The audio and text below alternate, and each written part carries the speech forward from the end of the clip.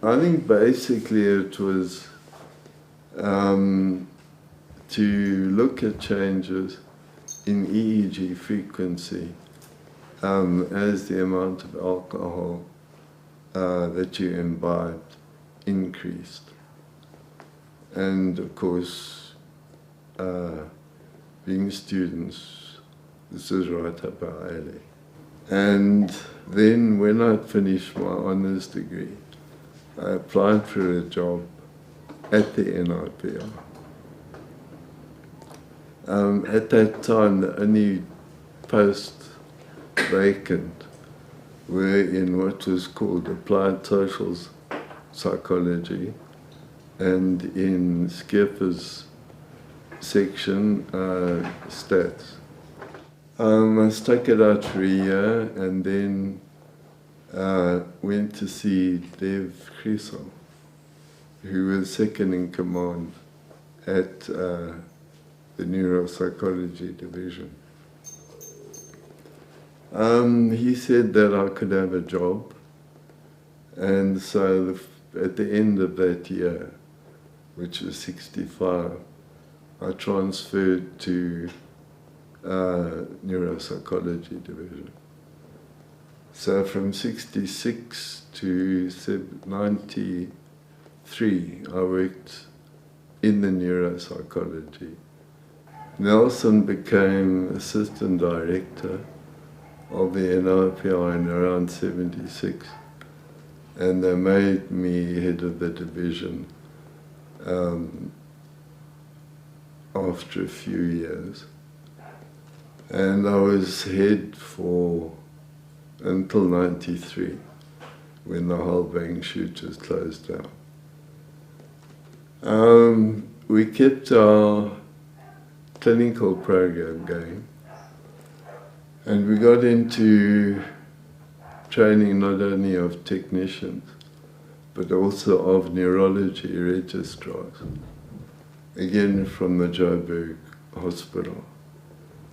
So at one stage, I think every neurologist in Joburg who had any interest in epilepsy and therefore the EEG had been trained by us. And I found that a very rewarding part of working in the neuropsychology section, because the people, the neurology registrar, or baby neurologists as they were referred to, were bright, very keen to learn, and often grasped what you taught them within a couple of weeks. It was also interesting because they would refer difficult cases to the NIPR for a second opinion. So it was interesting to get patterns which had flummoxed the neurologist. The other aspect which I haven't really talked about was that the division of neuropsychology was in fact a true division of neuropsychology, which meant that it used various tests as objective indices of behavior, and also it could help in establishing the effects of brain damage, for example, on the extent that the person had suffered from a functional point of view. There were various batteries of tests. Initially, they were tests which were devised on an ad hoc basis. If you knew a patient had suffered damage to, say, the motor area, you would then concentrate on motor tests, for example, of tapping speed, of grip strength, and anything else which seems relevant to the specific case. I think the NIPR neuropsych division had quite an influence on the early days of neuropsychology, and quite a few psychologists from universities came to us for training.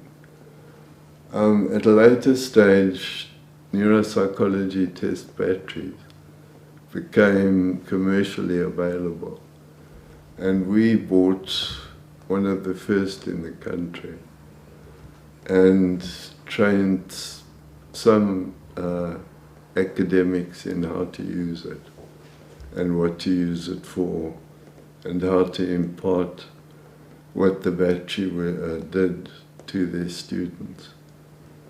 That particular battery is still used today. I think this is where the NIPR suffered a fatal closure, because there were definitely divisions which had a significant role even at the end of the term of life determined by the HSRC. And I think the neuropsychology division would have been useful from a training point of view for cross-cultural research, which is still today sorely needed, and also as a test distribution and test control center, which I don't think is looked at enough even at this stage. And I think we could have fulfilled that, all those three roles, without much trouble.